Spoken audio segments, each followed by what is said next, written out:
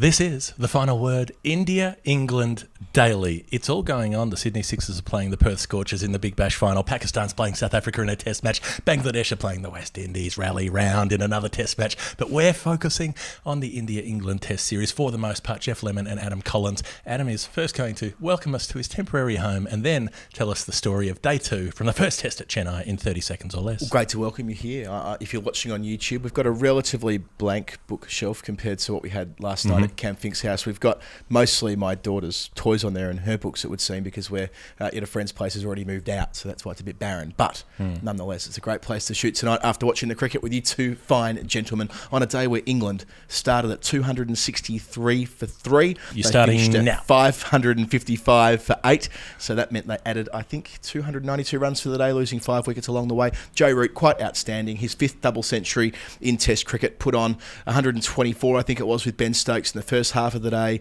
then 80-odd with Ollie Pope. They lost 4 wickets in the final session, but the damage was done. They've batted for 2 full days, and they're in a fantastic position, principally due to the captain, Joe Root. Let's talk about how enjoyable the first session was, because Ben Stokes' 82 didn't get in your summary, but how... I said he put on 124 with Ben Stokes, but I didn't note that Stokes made 82 off about 120 balls. And absolutely went for it from the get-go. But that first session was enthralling because Shahbaz Nadeem, the left-arm spinner, was landing them in the footmarks outside Ben Stokes' off stump and getting them to spit. He also bowled really well to Root when there was no assistance outside the right-hander's off stump. Beat Root on the outside edge, had him nicking, beat him on the inside edge on the pad, one that was just going over the bails, and we bowled really well to Stokes. And so Stokes decided to take him down. He said, well, the only way I'll survive out here is take him on.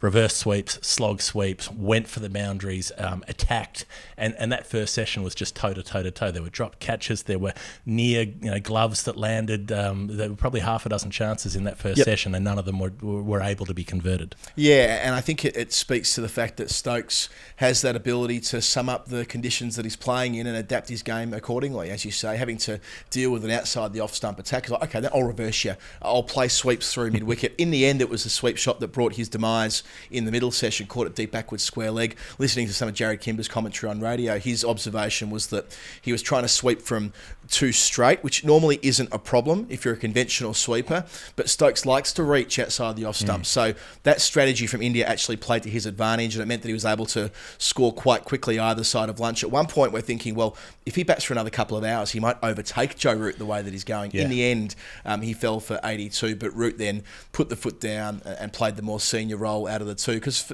Stokes was scoring at twice the rate that Root was when they were out there together, and it was the perfect sort of start of day 2 style of batting. I mean, if they lose 2 wickets at the start of play today, because they didn't score particularly quickly yesterday, it's back to level pegging, but Stokes made sure that wasn't the case, and Root just picked up from where he left off the night before. And it was also the switch up from Shahbaz Nadeem, the left-arm spinner, coming around the wicket, so he'd been bowling over the wicket to that rough spot, and then he came around to Stokes and was bowling straighter on his pads, and that's when you had Stokes trying to play almost a pick-up sweep, to sort of get underneath it and lift it aerially away. He got dropped at mid-wicket before he'd brought up his 50 from a powerfully struck pull shot from Nadeem. He got dropped by Ravichandran Ashwin, a caught and bowled chance that hit him on the wrist, his right hand going towards the ball, and didn't really have time to look at the ball. He just stuck his hand out and it didn't stick. But Stokes gave those chances, had a couple off the glove that fell safe, but fortune favours the brave sometimes. Yeah, and after both sides used DRS judiciously yesterday, in the space of 2 overs, they went upstairs twice, and that's the Stokes influence. He makes captains do things that they might not otherwise do, so they go up for leg before from a reverse sweep, which never really looked out on the face of it, not to my way. Well, it was off the glove. He gloved it in front of his pad, and it was pretty evident watching live that both the close-in catchers both ran to try to catch it, and Stokes was looking at where the ball went. So everybody was telling you it's come off the glove, and Ashwin somehow talked Kohli into going upstairs for it. Yeah, and it was a factor later, and as we'll come to this, the India blew their reviews, and it meant that a very obvious dismissal didn't go their way, and they didn't have the chance to send it upstairs. But after Stokes leaves, it's not long before Root brings up his double century, not long before the tea break. And you talk about Stokes going aerial, the fact that Root danced and went over the top of long on, such a glorious flourish. As Andrew Sampson pointed out, the statistician from South Africa, it's the first time an English player has made it to 200 with a six. But it looks like, it's the stuff you dream of, isn't it? Coming down to Ravichandran Ashwin, one of the best bowlers in the world, and popping him essentially straight back over his head to raise his double century. He's made, 644 runs at 128.8 so far in 2021 after not making a century last year. Should we have a bit of Root number wang? This was, the thing that I was tracking through the day was you talk about players who've made hundreds in consecutive tests, but they don't generally make big hundreds consecutively. Yes. There's always a small one in there at some point. And so as far as players who've made 180 plus 3 test matches in a row, only one man had ever done it before, Kumar Sangakkara. Yeah. So literally everybody dropped off. Even Bradman with his 6 straight and all of the rest of it. All of those players dropped off as Root kept going up. There were half a dozen with 150 plus in 3 matches, and then it went to maybe 4 with 160 plus, and then only 2 by the time he went past 180. And that just speaks to the deep reserves of concentration that Root has. I remember when he made that 250 at Old Trafford a few years ago now, when he really had never batted any better than that.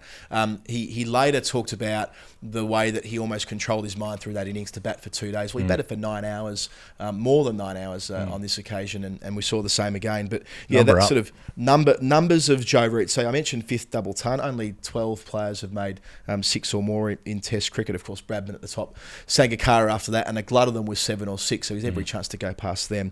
644 runs so far this year. In India, he's averaging 66, which not many players have done better than that.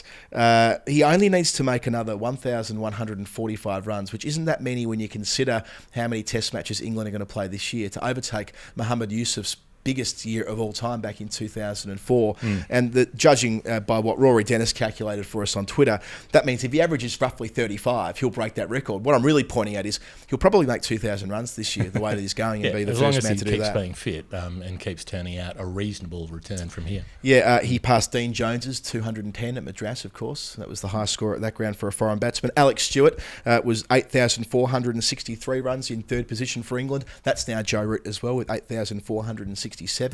So no matter where you look, there's just this glut of numbers for Root, which reinforces that, as we said last night, he's back to not where he was necessarily a few years ago. I think he had a higher average than 50 then, but before he had that sort of decline when he became captain numerically. But he's never looked as in control as he has. It was essentially a chanceless 200 after a chanceless 180 and a chanceless 200 the week before it. So you don't get runs like that, as you're pointing towards, where a player has everything clicking as it is with him.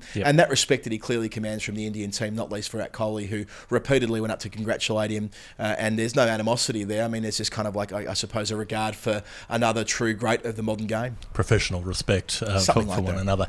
So I think the way that Root plays, the quality of it you can sum up by how quietly he was able to put on runs as well. So Ollie Pope only made 30 odd, but they put on 80 plus. Yeah, they put on 86 before Pope was LBW to Ashwin, who managed to sort of find his way into the game just a little bit there. But and that was when a few wickets started going down with England with about 470 on the board, and which was the score that they declared at playing in Chennai last time around, wasn't it? Yeah. So when Root falls, when Root is the 6th man to fall on 477. 4 runs after Pope fell, 477 was the number where that's a score they made in this series the previous time, and they lost by an innings somehow. So that was noted by a number of our colleagues from the UK press pack, also noting that this is a very similar situation to what England were in at Adelaide back in 2006.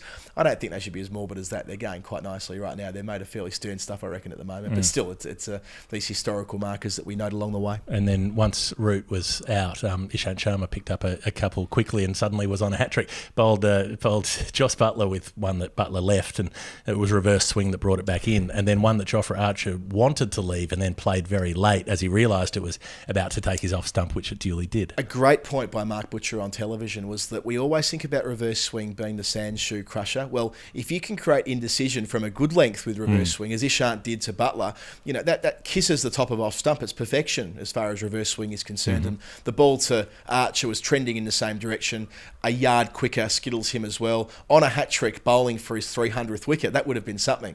In the end, he overstepped at Jack Leach, and I think we might come to overstepping in more depth when we get to the Hall of Fame. But the very fact that he was able to continue to influence the game, Ishant Sharma, he bowled beautifully throughout. Every time he was struck the ball over the last 2 days, his captain couldn't have asked for a lot more. So, yes, they have shed a lot of runs, principally against the two junior spinners in the trio that have bowled alongside Ashwin. But it's nothing to do with Ishant Sharma, and he earned those 2 wickets. Dom Bess and Jack Leach still there at the close. They put on 30-odd with a couple of wickets to fall, 5:55, so they'll bat on into the third day for a little bit more and just see if they can push that score up even further. I think they will too. I mean, this is the thing, isn't it? Why not? There was some declaration speculation, as you'd expect, but the numbers we were crunching sitting on the sofa watching it throughout the course of the final session, there is enough time in this game. There's not going to be any rain delays or anything like that, judging by the forecast. Why wouldn't they try and bat once and bat gigantic? Now, of course,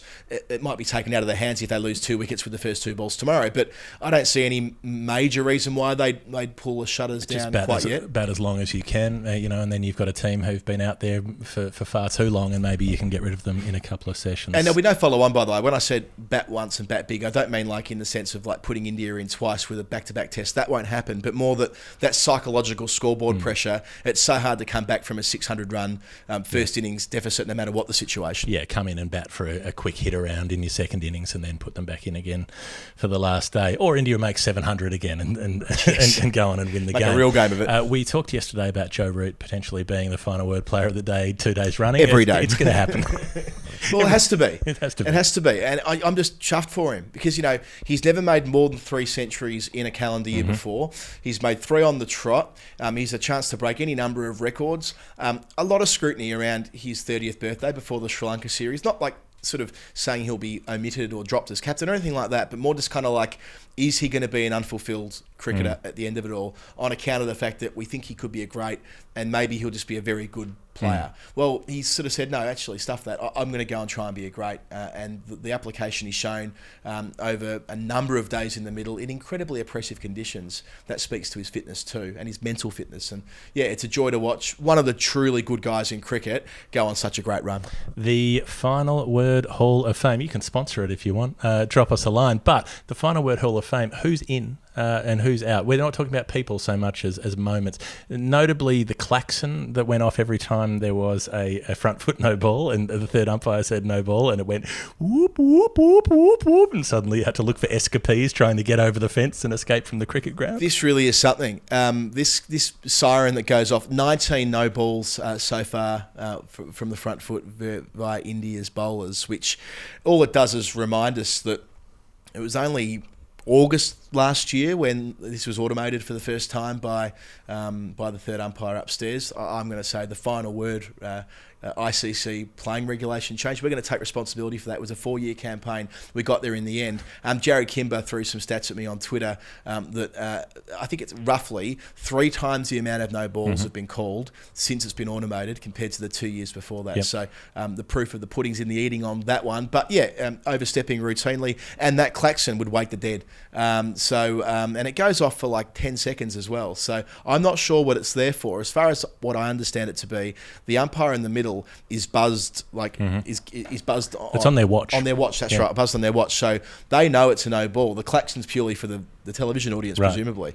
They need to find a better way. But still, it was noticed by many of our Final Word listeners who, as one, thought it should be in the Final Word Hall of Fame. What else have we got?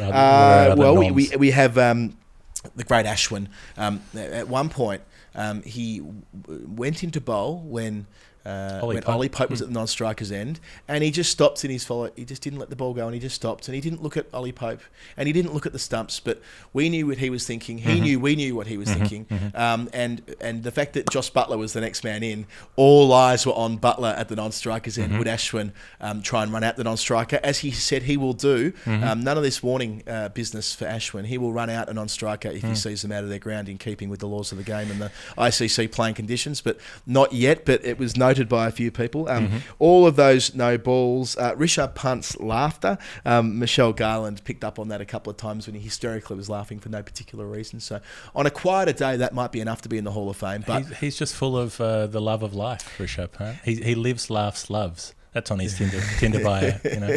And maybe just a nod to that bad use of DRS, because they'd blown all the reviews, which meant that when Joss Buttler absolutely smashed poor old Washington Sundar, didn't take a wicket in the innings, kind of went around, and a clear outside edge into the gloves of punt, safely pouched, but no provision to send it upstairs, and everybody is wondering like, oh no. And the fact that Buttler is a walker historically and didn't walk, I mean, he doesn't have to walk.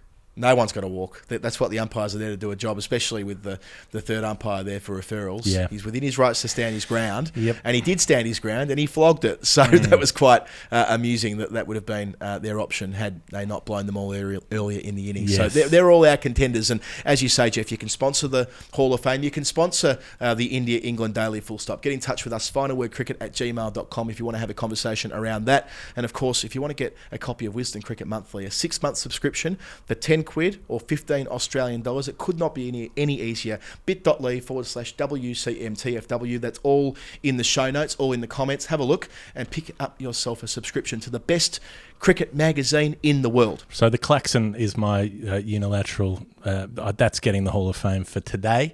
And as far as other scores go, the West Indies... Around the grounds. The galloping gasometer at Princes Park. The West Indies need 270 with 3 wickets down on that's what I'm saying. That's why I'm wearing this. Around the West Indies. 285, and they've got 7 wickets in hand. So, you never know in Bangladesh. They might be able to knock that off on the last day. Pakistan and South Africa, the Pakistanis are building themselves a bit of a lead. They're 169 in front. Nice.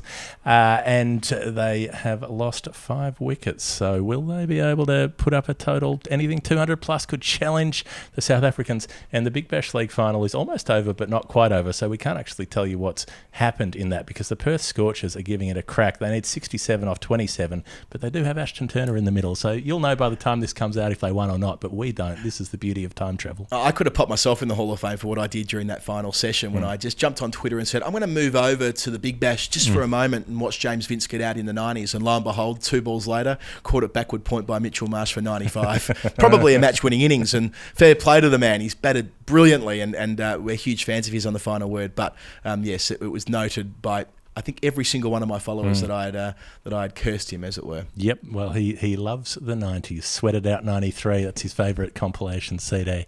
This has been the final word. The India Daily. We'll be back tomorrow with day 3 from the first test at Chennai. Geoff Lemon, Adam Collins from somewhere else. Who knows where? We'll find out. You'll find out. We'll see you then. Night.